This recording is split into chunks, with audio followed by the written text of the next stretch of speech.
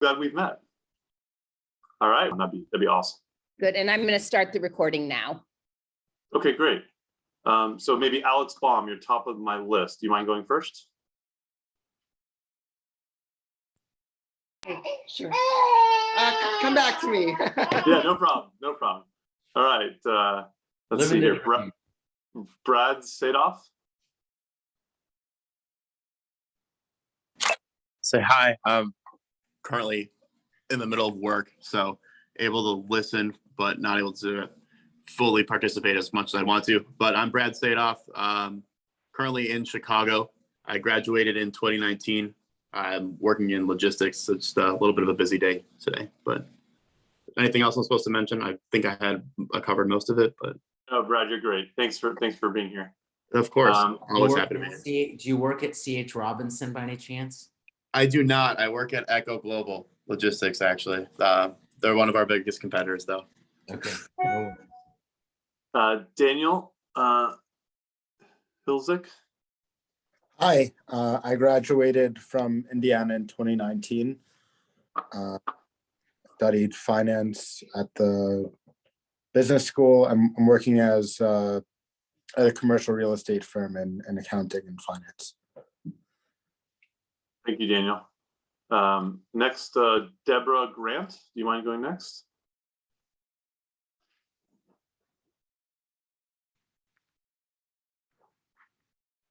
Hi, Deborah. You're on mute, but just if you don't mind, maybe what city you're in. And hi, everybody. I'm in Indianapolis, and I am so excited to hear Gary present.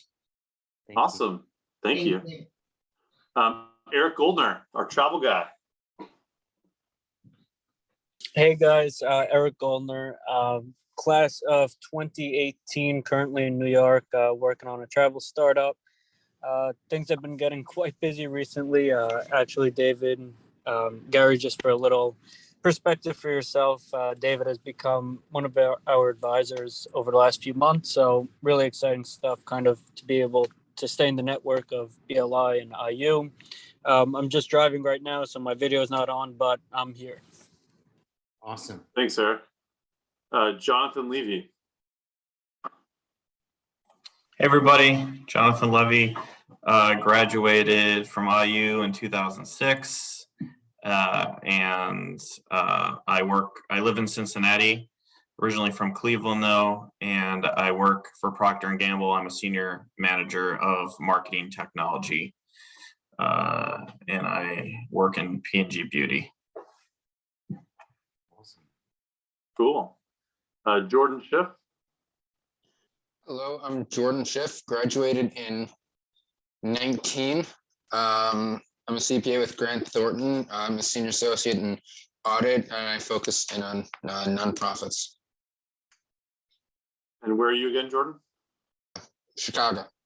Chicago, got it. This guy by the name of Rick Charney. Hey everyone, I'm in Dallas. I'm also an 06 graduate, although I don't know Jonathan Levy. I remember when Gary and David were the only people I knew who went to Indiana, and I have the luxury of hearing Gary speak at other Dallas Jewish, typically South African circle events. So I'm gonna go on mute here, but just listening and learning from some of the best. And my primary focus is really investing in commercial real estate, although I'm very active and a full participant in my family business. And last on the list currently is Seth Sults. Hope I said it right. Yeah, that's right. Hello, everyone. Seth, I just recently graduated in 2021. I majored in information systems and finance, and I'm also in Chicago area. And I currently work at EY, Ernst & Young, and doing technology consulting. Okay. Alex Baum, if you want to try again, we'll give you one more chance. Okay, thanks, guys. I'm Alex. I'm at Deloitte, but currently on actually paternity leave. Come on, Zora. And for the next couple of months, and I live in Ann Arbor, Michigan. So I'm in enemy territory over here. So awesome. Mazel tov on the baby. Yes. Thank you. Awesome. Is there anybody I missed? I know we got you, Daniel. Anybody else? I think I've got everybody. Jason M might have just joined. Jason, are you there?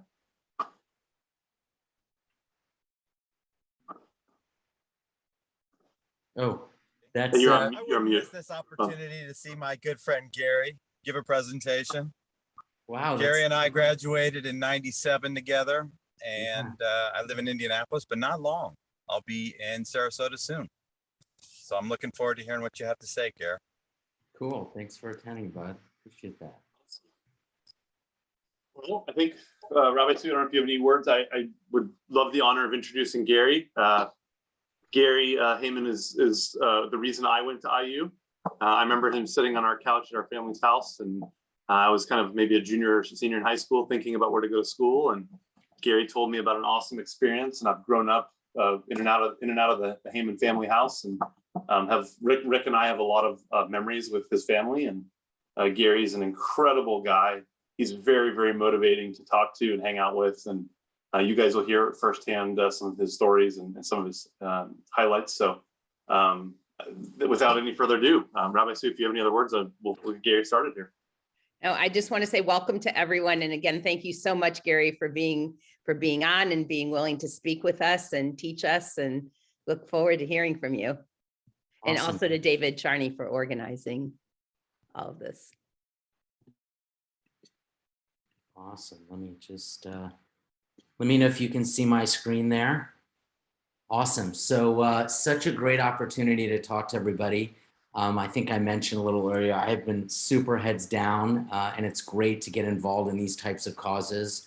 I've always thought that it's so important to give back. I know I've sat on a lot of charities and functions and groups with David and Rick Charney, which makes me really proud. So just continue to make the world kind of a better place. Just a little bit of quick background on me. You can see that's a recent shot this summer of me and my family. I did graduate college almost 25 years ago. So I do have 3 children. My daughters, Izzy and Kaya, are 18 in February. They're seniors in college. Izzy wants to be an entrepreneur. She's the one on the right. She was directly admitted to IU and also the Kelley Business School, so really exciting there. She's just waiting to see if she gets into Michigan and Ross, so we'll just see if that's an option that's out there. My daughter Kaya wants to go into medicine, and her top choice is Michigan, so we'll kind of see where they end up. My son on the left there is a sophomore in high school. My wife Jules, who I met at Indiana. I actually met her writing Little Five. She was an SDT at Indiana. And that's my other child, Mila, that you see there in the picture. Just a little bit of kind of quick background, and then I'll get into just a couple of topics to kind of open up, hopefully some great questions. I went to Indiana originally because I got a wrestling scholarship, and they obviously had an awesome business school. So I wrestled my first 2 years, unfortunately then blew out my shoulder. That was kind of the end of that career, but that allowed me to spend a year abroad through the exchange program that IU has, which was really awesome. And I was also a ZBT. As everybody here probably knows, I don't know if it's still called the BPO, the Business Placement Office, but it was like revolutionary when I was at school, and it was awesome. Got my first job, company, worked in Chicago for about a year with Intercall. I was a sales and marketing major. And, I was interviewing at IU, and there were literally every single week, there were new opportunities of companies. And I was having a conversation with my dad. My dad's like, listen, you could sell ice to Eskimos. I tell you to look for one thing. Find something you are passionate about. And I just saw opportunity that was video and teleconferencing like 25 years ago, which was cutting edge back then, but just something I was passionate about. Worked there for about a year. And then my sister was working at this company called Leo Schachter Diamond Company. And I interviewed there, and they sent me to Israel for a year to sell and buy diamonds on the open market. So I lived in Tel Aviv. That was an absolutely incredible experience. After a year living and working in Israel, I went to sell in North America for them in the New York office. And I was there about a year. And then it kind of waned like the level of interest. And my parents had started a family business about 4 years before that. And I really was not inclined to go and work for my parents. Didn't really sound that appealing. And my mom turned to me one day and she said, listen, look at this as a business opportunity. Don't look at it as working for your parents. Come down here, interview with us, talk to people, look at the opportunity, look at the disruption, the marketplace, and what we've created, and see if you think it has potential. And I actually came down, I looked at it. We were building fabric shade structures back at the time. Back in 2000, I came in and built a national sales force throughout the entire United States over about a 14-year period. We bought our largest competitor, we merged, we had a board of directors. We built that company up significantly. If anybody here has ever gone to a playground that had a shade structure over it, or gone to a parking lot and seen any covered parking, we virtually invented all of that. Very successful business.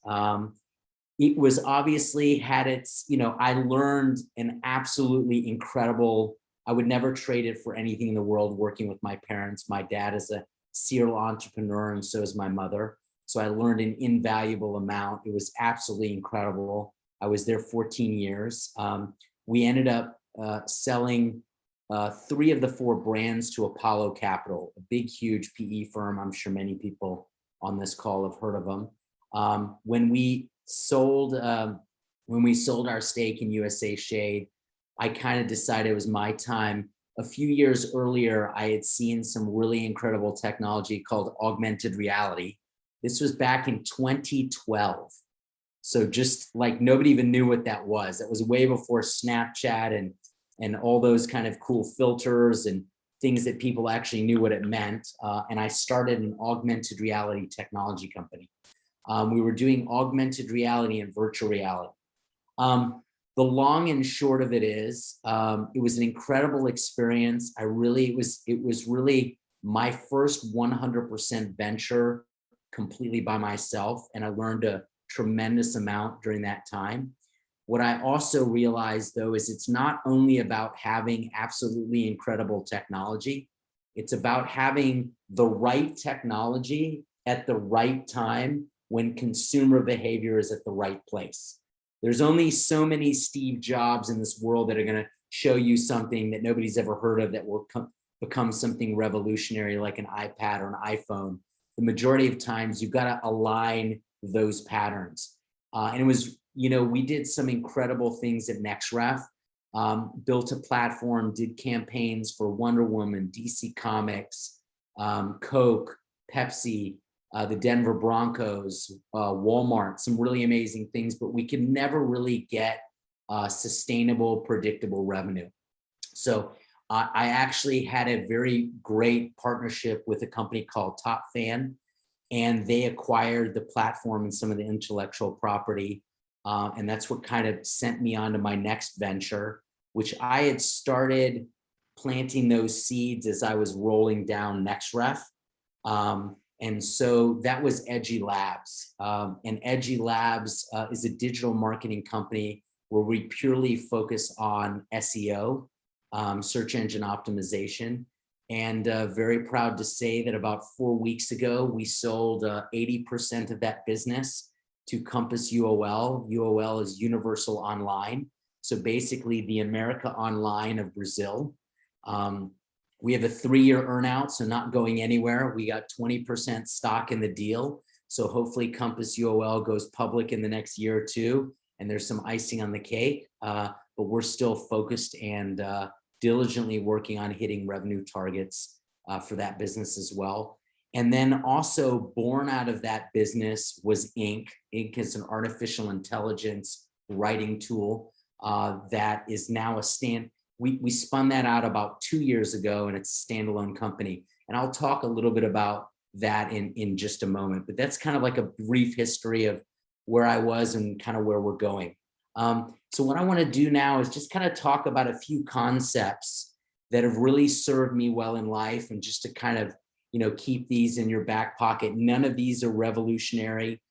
These are simple, basic things, but I think that have served me really, really well. I think the first one is positive energy, really positive energy. I watched or read that book about The Secret, and I'm really a firm believer that positive energy that you put in this world creates positive thoughts, positive outcomes, and positive things happen, even when they're simple kind of interactions from that standpoint. You know, one of the things I would just kind of share with the group that's always really served me well is just helping people out of the goodness of your heart to put more positive energy in this world. I talked to you about Edgy Labs. Edgy Labs actually started, my two co-founders and partners, Michael and Alexander, were actually building an artificial intelligence for the real estate industry. And my wife is a real estate agent, has been for about 16 years. And her partner, Lauren, is Michael's sister. And so they were using my wife and Lauren as subject matter experts as they were asking questions. And my wife told me a little bit about this. And one day I asked her like 4 or 5 questions. She's like, I have no idea. Just go talk to Michael and Alexander. I'm sure you guys will get along. And I started talking to them. We really hit it off right off the bat. And basically we started working on like a business plan for, we started working on a business plan and worked on that for about 4 to 6 weeks and started pitching, you know, each other. And then I said, listen, I've got, you know, a wealth of incredible relationships in the real estate industry.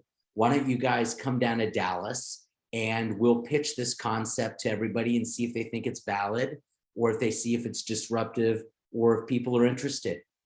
We spent an entire week together just out of like helping people and being open to possibilities.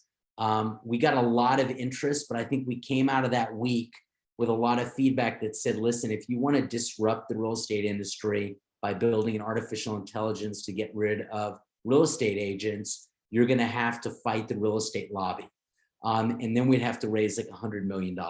So at the end of the day, working with Michael and Alexander really morphed into Alexander coming to us one day and said, I think I'm seeing how Google is changing from a rules-based approach to more of an artificial intelligence. Alexander stayed up all weekend, came to us the next morning and said, I think I figured out how to give Google what it was looking for. So just really be open to possibilities. People come up to me all the time and say, oh my God, I mean, how did you meet that person? How did you close that deal? How did you make that referral? How did you open that door? And I think it really just comes back to really being open to possibilities. You cannot be closed-minded. If you are, you're just not helping yourself. You need to be there with an open mind all the time. I'm not saying be distracted. That's something totally different, but I'm saying being open and welcoming to opportunity. You know, there's not people, you know, we need to stay positive, especially in this, you know, challenging time of the last 2 years. So just be open with positive energy, help people out. And I think, you know, really great things can kind of come from that. And the last thing I'll lead you with is just really enjoy the climb. Everybody's got to go to work every day. Everybody's got obstacles. Everybody's got things to overcome. You choose how you approach those things. Do you approach it from a negative standpoint or a positive standpoint? So enjoy that journey. Yes, work can be long hours. Yes, it can be a grind. Yes, you 100% have to pay your dues, and nothing is easy. You know, there's some graph that says, you know, being an entrepreneur and starting a business, isn't this the graph? Isn't this what it looks like? And the answer is no, it's like this.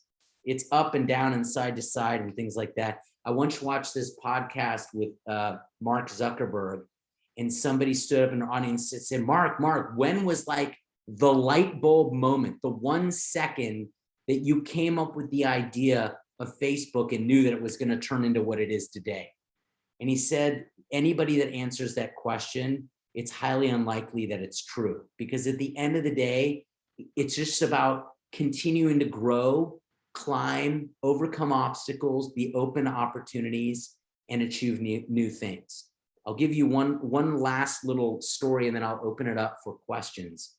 I also mentioned that we started a company called Inc. So when we started servicing our clients for SEO, I'd mentioned that Alexander kind of came up with a very manual way of training people in a methodology to give Google what it was looking for. Well, we were very fortunate that we had clients like Toyota, Lexus, British Petroleum. And in order to scale quickly, because it was literally like 3 dudes and a duck caught a space shuttle, we had to build a lot of automation and intelligence to keep up. And so what we had to do is we had to build this intelligence to be able to produce content that would rank at scale. And so the artificial intelligence, actually, we're using it today, but it became so powerful that we spun it out as a separate company. You know, an agency services business and a software company are very, very different. The people that want to fund it, the people that want to buy it. So we've been running that separately by itself for 2 years. And now it's a standalone company as well. And we are kind of scaling both businesses to kind of take advantage of what's going on in the marketplace. But you know, I just kind of leave you with those 3 kind of points as we wrap back up, is just think about positive energy, positive thoughts will generate positive outcomes. Doing that from the goodness of your heart, not looking for something in return, being truly open, really open to possibilities and opportunities. People make an introduction, meet that person. You don't know what you'll have in common. You don't know what door that will open. And also just helping people out. I help everybody out that I can, not looking for anything in return. And whenever some door is needed to be open for me, it's always given me an opportunity to go back, and people have done that without hesitation. And the last thing is enjoy every day. If this last 2 years taught us anything, is that we cannot predict the future. We can only choose how we're going to react to it. So enjoy every day, enjoy the experience, and enjoy the climb. So thank you guys very, very much. And I'd love to, I'm going to stop sharing here. Love to just kind of open it up to questions.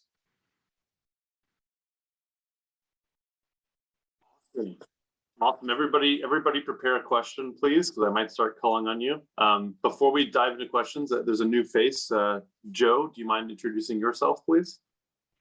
Yeah, thanks, everybody. Hope everyone's doing well today. Joe Fitter, I'm a finance professor at the Kelley School of Business and sponsor of the Business Leaders Initiative here in Bloomington. I'm a 2-time alumni of IU, was here back in the late 1980s. And again, a master's degree that I did remotely. And I came back and after many years in the chip industry, retired from Career 1 and got into teaching here in Career 2 in 2015. So I'm thrilled to be a part of BLI. Awesome. Being here. Setting it all up. Gary, I'll start with the first question just to get the wheels turning. Please. You know, you speak with such ease, talking about all these different ventures, and they were sort of over time. You showed us pictures of your beautiful family.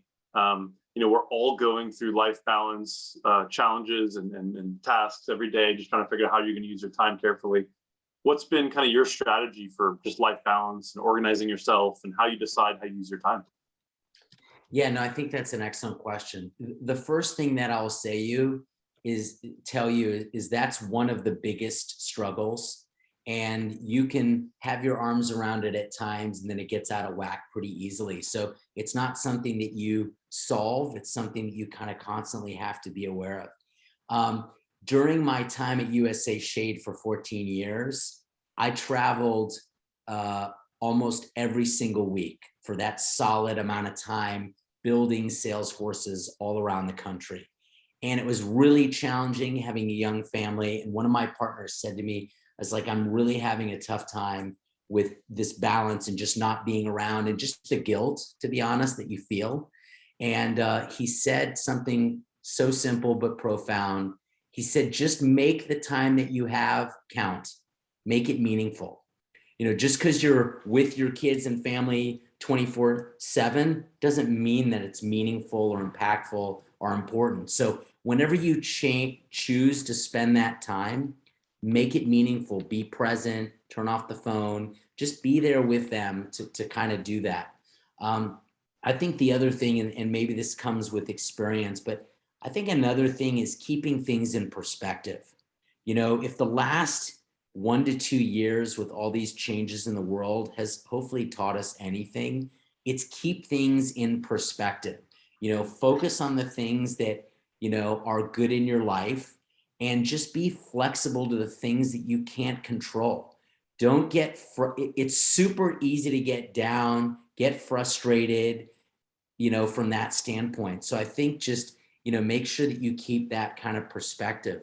And the other thing that I'll add, and again, I mean, COVID was brutal on, you know, with Edgy Labs. I mean, there was a time like we're a startup, you know, we didn't know if we were going to survive, if we could pay the bills, you know, all of our clients we lost $1 million client during that time. They were a large jewelry retailer. They had to close 3,000 stores. Well, the marketing budget goes away where you have no distribution to your clients, even though the website was critical and important. And it was a really challenging time going through that.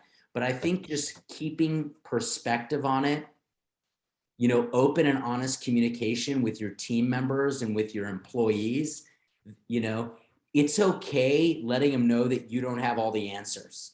You know, so often in a corporate environment, when you're running, you know, a company and you have employees, you want to have the brave face, you want to have the magic statements and all the things. And that's great, you know, when that's possible.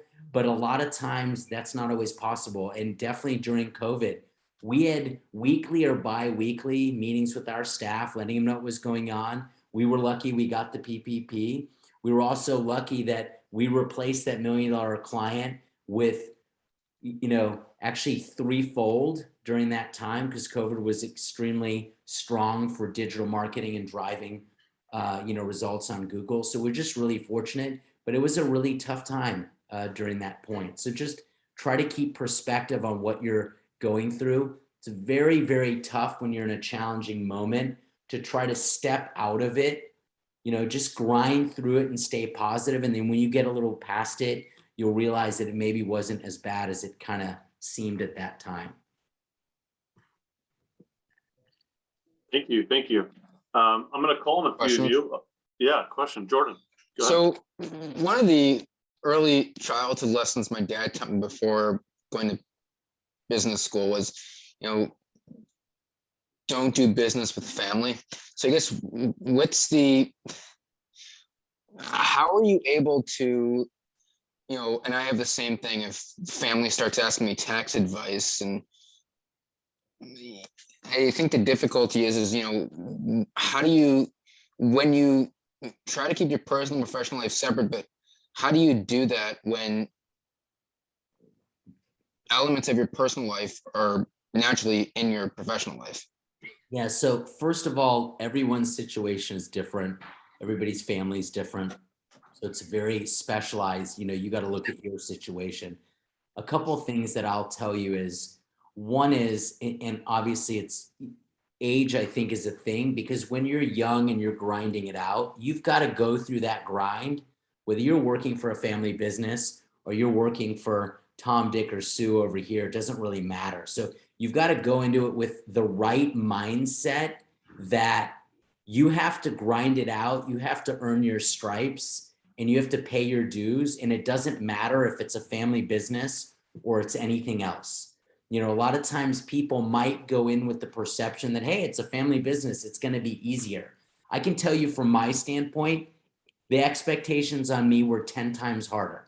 And I'm sure if you talk to Rick or David, they would probably say the same thing. So just going into it with the right mindset, I don't know where anybody's situation falls on that spectrum. The next thing is I would just kind of establish the ground rules. You know, when you're in the office and you're grinding through business opportunities or challenges, it gets heated. It gets heated with partners. It gets heated with family. And you got to just make sure that you leave that at the office and you don't let it bleed into everything. Now, listen, the honest truth is our work, we spend traditionally, unless you're retired, you spend more time at work than you do at your home or with your family. That's just the way that the world works until you get to a certain place in life. So there's going to be some bleed over of that, but really just trying to set up a little of the ground rules. And when you're not at the office, don't be at the office. And also, you've got to have a thick skin and you got to let things go.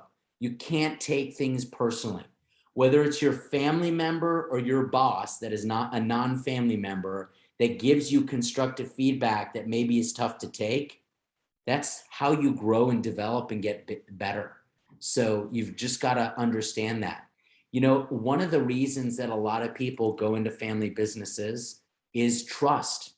Trust is such a critical and important thing. And you know that you can trust your family. So that's just such a critical and important component when you're going through these things that a lot of times leads people to go into family businesses. And then the other thing is really important, because I've seen it go all different ways. You can't take things personally. You really can't. If your boss gives you feedback that you made a mistake, you have to learn from that. If that boss is your father, your mother, your sister, your brother, you have to take it the same way. Don't take it as a dagger to the heart. Take it as an opportunity to learn and grow. Because what happens is people take that stuff personally and it builds up and then it explodes. And then when it explodes, that's when you have a bad kind of family dynamic from that standpoint. So I hope that that kind of stuff, and again, every situation is different, but I hope that that's kind of, hopefully that's helpful. I gotta give that advice to my dad tonight. There you go. I have a question for you. Please. So in New York City, I think as of last month, maybe 20%, maybe less of office workers have returned to the office. My opinion is that in-person collaboration is paramount and very important for many reasons, collaboration, what have you. You've of course worked with many different teams, different businesses. I guess, how important do you find in-person collaboration, you know, versus remote working? Maybe I'm a little bit biased because of because I work in commercial real estate, and commercial real estate has really been like one of the leaders in returning back to the office. But I'd just be curious to hear your thoughts on that. So it's a really excellent question. I'll tell you, when I grew up in the mindset at USA Shade and I worked with my family, it was a very in-person business. It was manufacturing, it was sales, it was a big factory, and there were hundreds of employees in the building. I grew up in an environment that I just thought you had to be in an office, you have to be face-to-face, you have to be the first one to leave, you have to be the first one there, the last one to leave, you have to have face time with all these employees. When we started Edgy Labs, we actually built it from day one as 100% distributed. This was like 5.5 years ago, way before the world that we live in now. And one of my partners, Alexander, had been building technology teams to execute technology for 15 years. Myself and my other partner, Michael, had been in that physical office with people. So it was a real challenge and interesting dynamic to kind of switch and go virtual. We're like, well, how are we going to build a team? How are we going to have culture? You know, how are we going to have the vision and the voice of the company that you need to kind of see that people have? How do you build that over time? So we were very fortunate. We actually ran a process called EOS. It's a business process in establishing like the foundation of the business, the reporting structure, the accountability, but also like the vision, the voice, the values, and like the rocks and the things that we wanted to do. And so we started to create this cadence around our culture in order to make sure that from a company, and I'll get to the client side of it in a moment, but from a company standpoint, to build a culture. We have 50 people around the world, 100% distributed. I would say 80% have never met each other. And we built that from the ground up at the very beginning. So one of the things that we did that was very successful is EOS. EOS is an incredible business process. We actually started about 3 years ago, So we were 2 years into a startup when we started thinking about this, and everybody's like, "Oh, it's too early and it's too expensive." It was one of the best things we've ever done. So I highly recommend, if you're running your own business or looking at your own business, to look at a business framework. It gives you the framework that everybody is on the same page. They know what is asked of them. They know what they're accountable to. And they also know what they're supposed to do on a consistent basis that leads up to the common goals of the business. So I think that that's been really successful in helping us bridge this gap of not being in the same office. The other thing that we do that's been really, really helpful is we have something called the week that was. At 11 o'clock for 30 minutes, 11 o'clock on a Friday for 30 minutes, we have a company-wide meeting where we go over the week that we just had. We go over corporate announcements, we go over the vision of the company, the values of the company, what we stand for, and then each department head goes through a couple highlights of what happened in their division that week. So every single person, no matter what country, what city, what state they're in, they're connected to everything that's going on. Now, as it relates to like clients specifically, there's definitely 100%, getting back and seeing clients face to face, sitting across the table with them. There's such a better way of understanding and read and negotiation and kind of, the things that you need. So I'm a huge proponent of that. But I think that we're in a time now where we're definitely going to have to find flexibility in working remote, but also with the ability to achieve the business goals and objectives that you need. And please, I'll send my email out after or whatnot, or we can do that. It's no problem to help people with some of the things that we've done, but we've built Edgy Inc. the exact same way, 100% distributed. We're now part of a 4,000 person company that definitely has offices, but we're all still virtual, and I don't really see that changing anytime soon. Yeah, that's really interesting. Thank you for sharing all that. Our firm, we're almost 100% back in the office, and thankfully that's worked for us for the most part. Do you foresee most companies kind of returning back to the traditional office model, say in 2023? Yeah, personally, I don't. I think that this is here to stay. I think that people have enjoyed the flexibility, and so now they're like looking for that. Everybody's talking about this great resignation of people leaving jobs to find other ones. I think it's a great reinvention. People are reinventing what work needs to be for them, the flexibility of where they can work, how they work, and then realizing that, if they don't have to go into the office, they might be able to let in the plumber to fix their sink in the middle of the day while they're doing other things. But if you're at the office, that's not necessarily possible. So I think that it's definitely going to be a hybrid model. I think every single business is going to have to approach it differently. There's certain businesses that being in an office and being next to people and that customer interaction is critical and not easy to achieve kind of in a distributed environment. But I definitely think from the grand scheme of things, I really think that this is here to stay. Look at all these new video and chat and different services that are coming out. They're all trying to capitalize on that ability. And so I think it's going to really create an incredible disruption in the market where there's going to be so many more tools and ways to have that great physical kind of connection, not the same as sitting next to each other, but like what you were saying, being in an office with people. So there's going to be a lot. Think of the metaverse.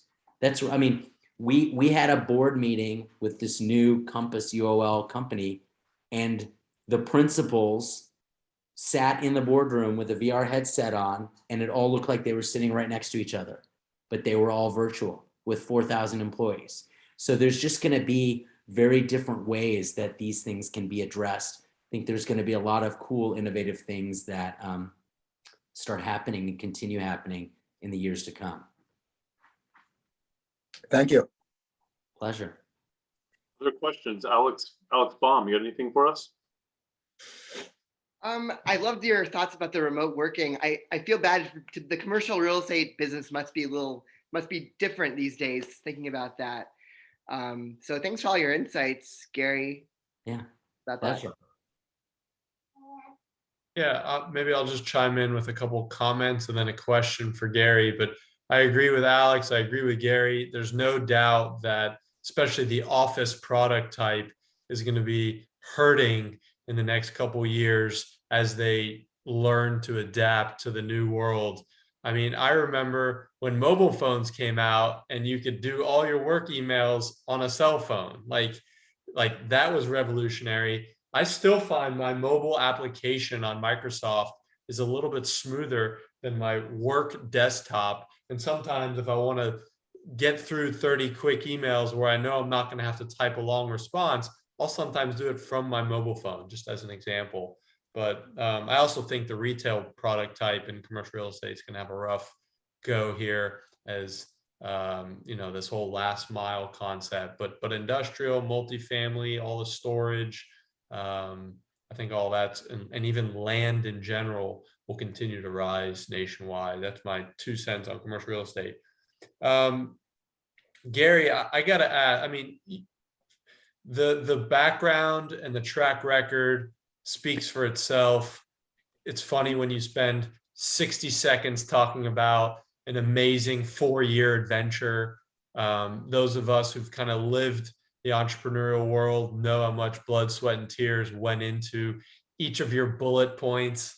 It's, the relationships that you've learned, that you've gained, and that we all have achieved along the way is really, to me, as valuable as the monetary gains that hopefully were also achieved along the way. But my question for you, and we talked a little bit about work-life balance, and I want to pinpoint something you said. You were able to plant some seeds while at current businesses for other investments. And we even see people like Jack Dorsey, right, who is just getting a lot of flack for managing Twitter and Square, being the CEO of both, and how could he balance that? I guess the specific question would be, you don't want to neglect one child and spend time on the other, but at the same time, especially as we kind of explore and we're open to possibilities, how do you kind of, going back to the balance or juggling act, is it something where you're making a lot of split decisions saying that's something I need to research?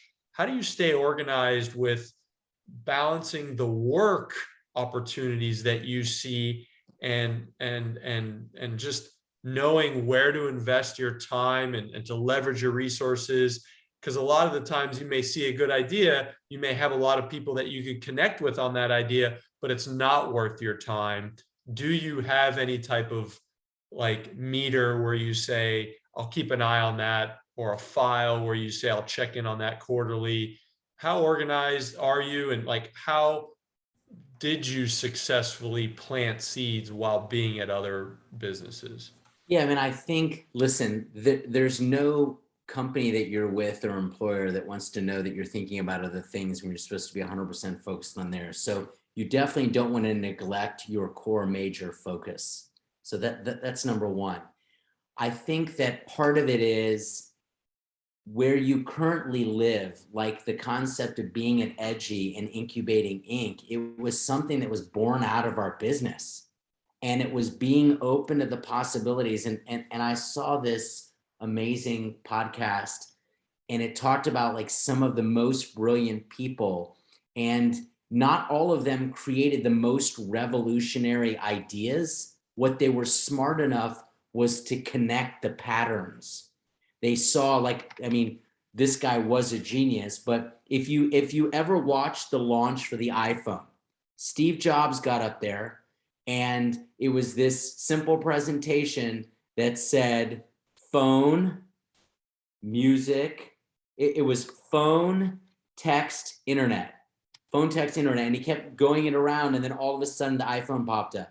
He just saw this pattern of these three incredible things and thought, if I can bring them together in one place, it'll be something great. So I think being open and trying to recognize and see if you see patterns that make sense. We created technology to be able to service our business because we needed it.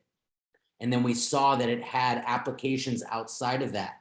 I mean, I have a really good friend that's an incredible entrepreneur, super successful. He was 25 years ago at the leading edge of the Internet of Things, creating chips that were trackable. And he built that company up. He was there 25 years. He sold it. He was on for a continued ride and just said, you know what, I'm kind of losing my passion for this. He took the same thought process of tracking a small chip and he figured out he could put that in a dog collar. And now he's got the most revolutionary dog collar that literally you open the app, you draw an invisible fence on your phone, GPS satellite keeps the dog in the same thing. But he took something that he had before and he reinvented it into something else. So I think be open to connecting the patterns with the things that you know and understand. I mean, it always blows my mind. You look at potato chips or cookies, they take the same thing and they put it like in a cracker or a small bag. And you're like, that's perfect. I need the little bite-sized thing. I want the cookie that's a cracker. So again, it's just connecting patterns that relate to the changing of consumer trends and the way that people want to see things and do things. The other thing you asked specifically, like, how do you not get distracted and things like that? I think what I learned this from a few people is figure out 4 or 5 variables, like your laws. Like if you're going to invest your time or spend your time on something, what are the 3 or 4 criteria that something needs to have for you to spend time on it? And once you develop those 4 or 5 things, you'll have a quick checklist. You know, for me is like, is it really disruptive? Is it truly scalable? Does it have widespread applications? Are we really solving a problem? And are people willing to pay for it? Great rules. I've been very in a reoccurring method. Exactly. I've been really fortunate. My dad is a serial entrepreneur. He's done it, you know, almost a dozen times. And he has the exact same operating model in every business. And he has been in gold, diamonds, shade structures, teeth, like teeth. He's been in specialty construction, and he's been in logistics. And really, they're very wide array of things, and dental. But he's taken the same operating model. So he knows his principles of where he operates the best and what makes sense. And I think that's the other thing to add to the equation. Know and understand who you are. What are your defining qualities that you operate at your peak performance? Because at the end of the day, assembling a successful team is having each person on that team operate in their sweet spot. What are they the best at? And are they in a position to focus on that? And obviously, when you're starting a business or running your business, you got to wear 100 hats, you know, but as you build out a team, you can focus on your true unique ability where you're the best and you're the most passionate about it. So know who you are, understand your attributes, and then develop your list of 4 or 5 questions that if those are yeses, then go for it. I have a great friend that's a super astute business investor. He has 5 criteria. If there's anything that he looks at that has less than 4, he is off it in like 2 seconds. Doesn't matter how amazing or incredible it looks, super disciplined. So I think if you can build that list, when these new things come in, as you're open to possibilities, it'll give you kind of some checks and balances to be able to process that a little bit better. Yeah, it's great advice. Your own personal rules. And you I have one more follow-up question. I'll give you some time to think about it. Your favorite podcasts. But what you really sparked in my mind, which is something that I wanted to reiterate to the 2018 and newer graduates, and maybe you can comment on it as well, is the importance of being a specialist, but having a well-rounded foundation. And your rules can really come from that well-roundedness. And I feel like it's very difficult to be knowledgeable on, medical, technology, commercial real estate, accounting. And as your title gets longer and your specialty gets narrower, you definitely become the go-to guy, and people want to refer you business, and you can grow something very niche, but you also have to spend some percentage of your time just remaining well-rounded so that you can connect with all these different things and see, to your earlier slide, possibilities that may be related to your specialty. So I thought that was very interesting. That was kind of one of my takeaways from your comments. If you have more on that, great. If not, I got to hear your top podcast before I go. Yeah, no, I really do believe in what you were just saying. Whenever some of the jobs that I had started at the bottom, learned how to do every aspect, and then found something that I was good at and focused. But learning and understanding, if anybody's starting their own business, you have to understand every aspect of it. You don't have to be a specialist or amazing, but you have to know every aspect of that business and then focus on what you're the best at, understand your weaknesses, and find people to kind of complement those weaknesses to kind of build out the team. And then, I wouldn't say it was 100% a failure, because I did build something that was acquired, but it wasn't like any monetary exit or anything. But, going through NextRef Technologies and building new technology in a completely different market. I mean, I learned so much during that experience, the do's and the don'ts. That's really what helped us be successful in Edgy and in Inc. So just learning from the process, taking the positive things out of it. Just because something fails doesn't mean that it was bad. You actually learn more from your failures than you do your successes. If anybody here goes back to their childhood and they think of any big match or any big thing that they weren't successful on, I bet when they look at it now, they see what they learned from that experience. So just as you're going through, all of this, make sure you're learning through it. And just on the podcast thing, I love how I built this. I listen, if I'm ever in the car, that's really what I'm listening to. I love founder stories and stuff. And I'll just, it just kind of really wraps up things really, really nicely. It is the same exact story over and over and over. How hard it is, how many millions of times people almost died, ran out of money, were going broke, nobody believed in them. They had to sell their house. They had to put all their chips on the table. I was just listening to the one on Coinbase like last weekend, which is only ever present like now. I mean, year ago, nobody knew what they've been out there for 10, 15 years. This did not just happen overnight. Lightning in a bottle, the unicorn that was, started yesterday and became big. Those things, I'm not saying they never exist, but they're so few and far between. You've got to stay the course. You've got to go through the tough times. You've got to survive one more time, then you get knocked down. That's really what it is. Here, we've got a number of people wanting to ask questions. So I'm going to go with Joe, you're on deck, and Seth, if you want to go first. I'm here all day, so go right ahead. Yeah, hi, I wanted to ask, I know you mentioned you started a AR and VR company in 2012. How do you think it would look? How do you think it would go differently now, just like with more ramped up technology around AR and VR? Oh my God, we would have crushed it. I mean, if this was 2012 was now with that team and what we were building, we would have taken it to the moon, no doubt. But we were just too early. It was a great idea. It was all the things that are happening now. We were just way too early.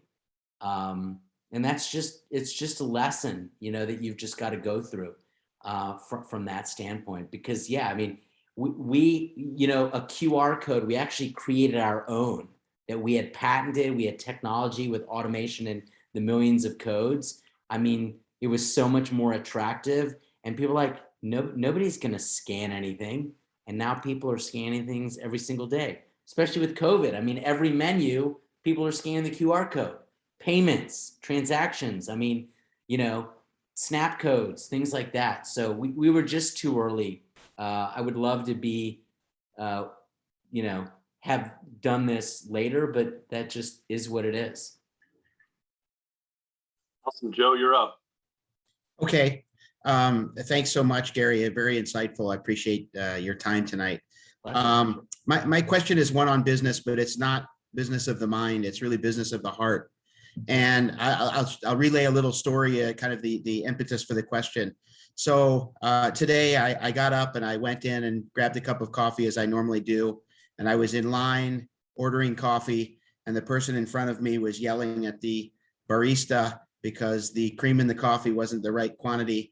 You know, she wanted 4 squirts instead of 3 squirts. I then got my coffee and went over to the bank, and I had to go through the drive-through. And, you know, I was in the drive-through, and the little tube that goes in that little machine that, you know, sends the money across, somehow it got stuck, or it was taking long. And the person behind me was, you know, honking their horn, blowing their horn, and, you know, with the fist raised. And I got to the Kelley parking lot, and I was pulling into my normal parking spot, and, you know, a car was barreling down the ramp, not paying attention to where they were, and, you know, narrowly missed me. And the realization is that, you know, fuses are so short right now. Tempers flare at the moment. And I'm thinking, how do I address this as a human being on earth here? You know, I meet a lot of students. I encounter a lot of people day to day. And I'm thinking about, you know, these little acts of kindness that we can do that just make the world a better place. So I'm going to ask you and put you on the spot and say, what is your go-to act of kindness? What is your go-to? How do you deal with, you know, one of your managers, one of your business partners, one of your customers being irate? How do you calm them down, bring them back to earth, and show them compassion, show them love, whatever the word you want to use? I think it's so important today because our fuses, for whatever reason, have just gotten stupidly short. Yeah, so I don't know, I think you were a little bit late, but a large segment about what I talked about was positive energy and putting positive energy into this world. Just like all of those little things that you identified, complaining about milk and cream, you know, just there's enough negativity in the world. Nobody here needs to add to it. All that we can try to do is control how we respond and react to things to put more goodness and positive things into the world.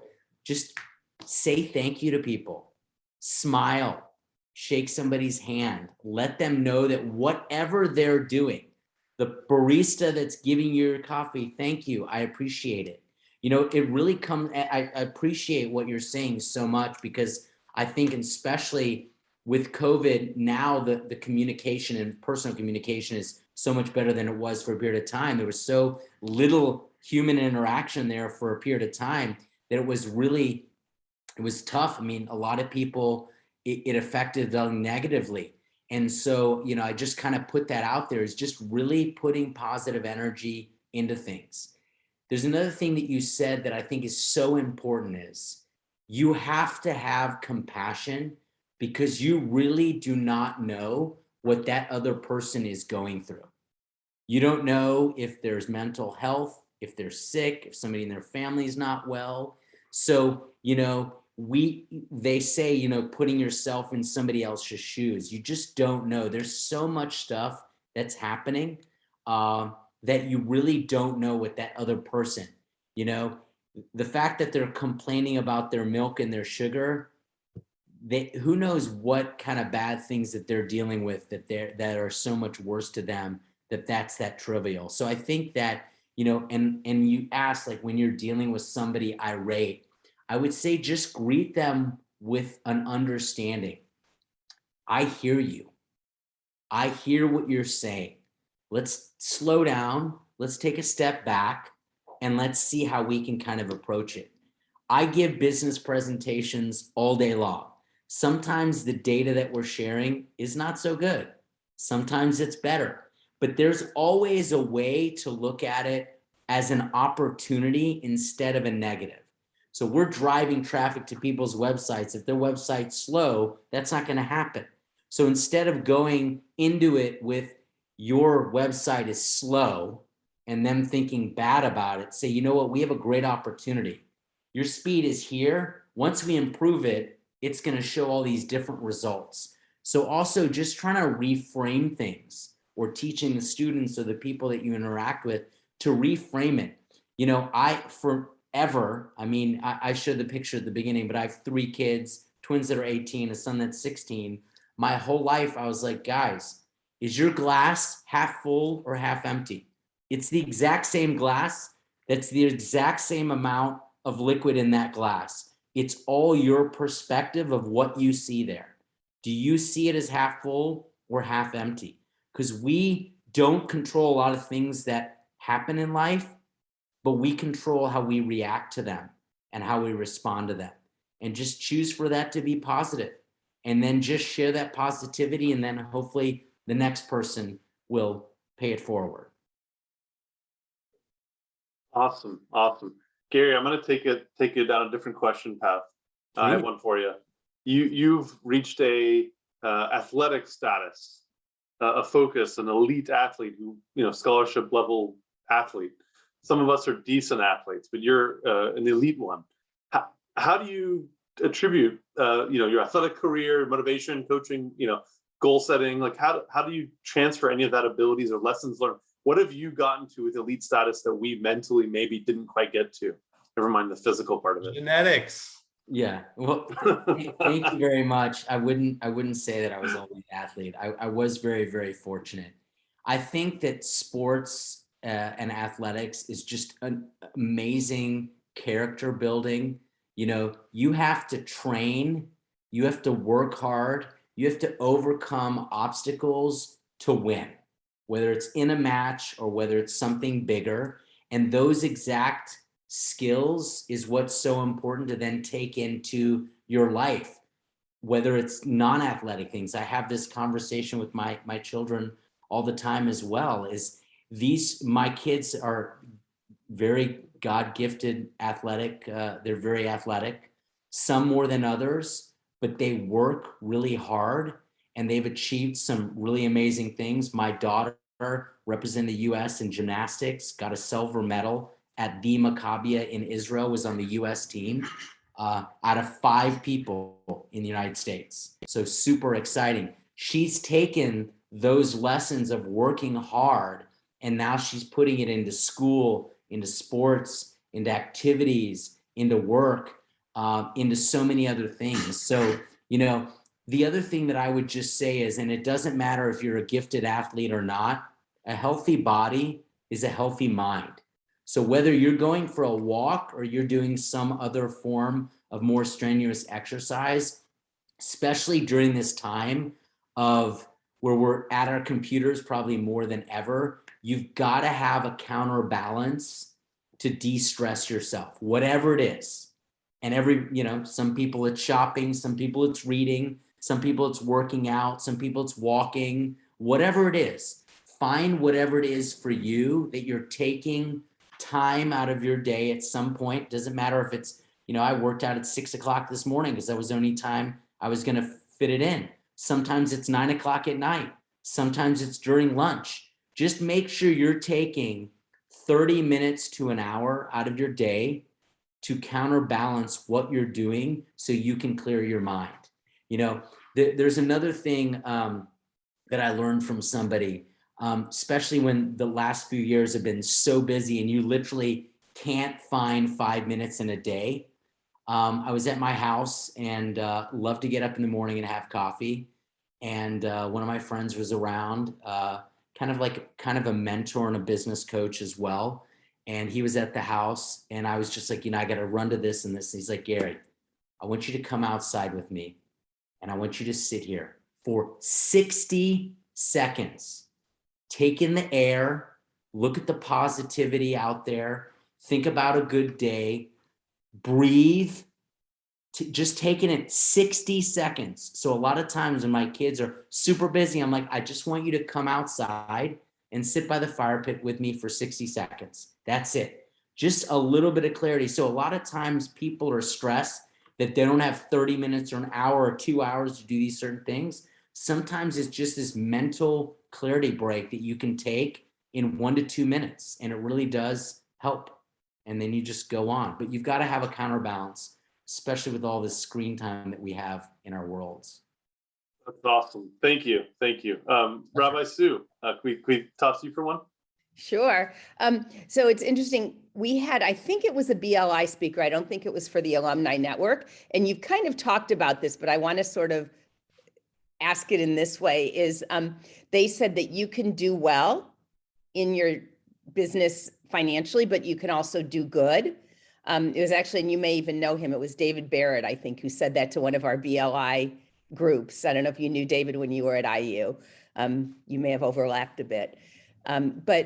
But you've talked a little bit about that, but can you go into maybe a little bit more? How are some ways, because it sounds like you have, and I think with David, he was talking about they're giving back to the community, but I think some of what you're talking about is your state of mind and how you treat other people and on a much more, a much larger level. So just kind of to focus some of what you're saying through that lens, I would love to hear you comment on that.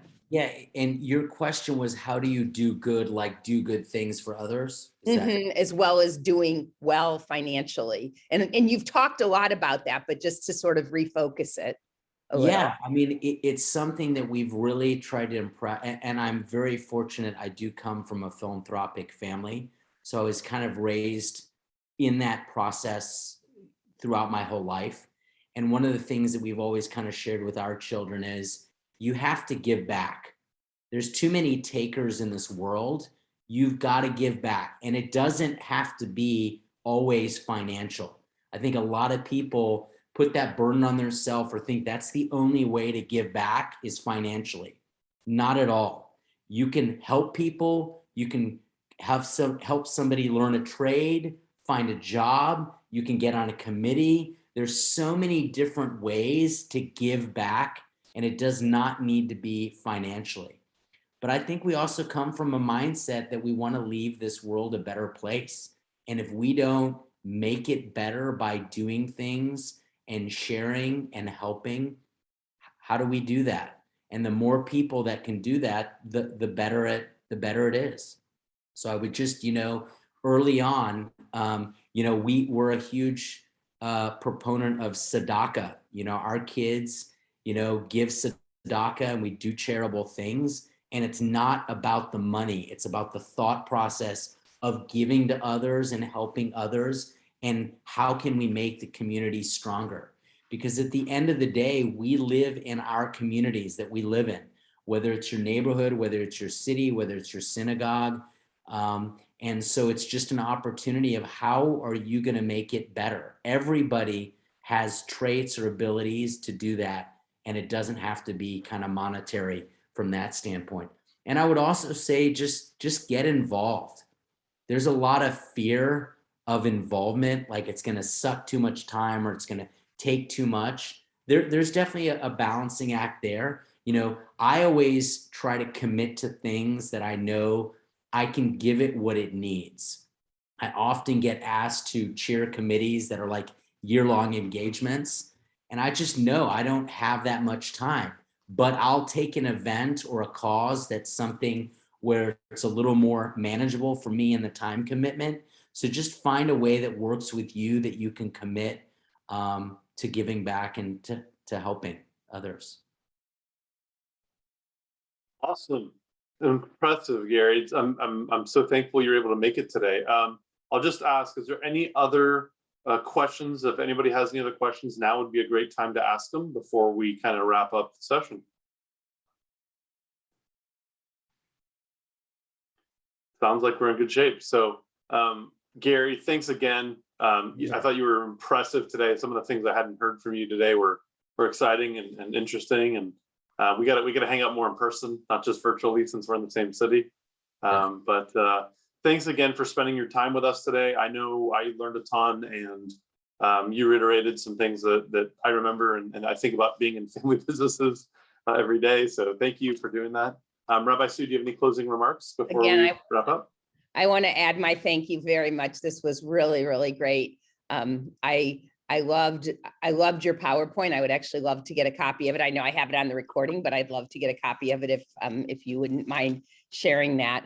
But this was it was really, really insightful. I loved hearing a lot of what you had to say, and especially all that you had to say on the positivity and how important that is, because I do think that's the foundation. And I would also say believing that you can learn something from everyone is so important. And I think you shared that with us, and I think that's so valuable. So thank you so much. Pleasure. And Absolutely. congrats on the 4 weeks ago deal or whatever you mentioned. Congrats on that, of course. Thank you. Well, thank you everybody for the time. I will definitely send you a copy of the presentation if you'll send me a copy of the recording.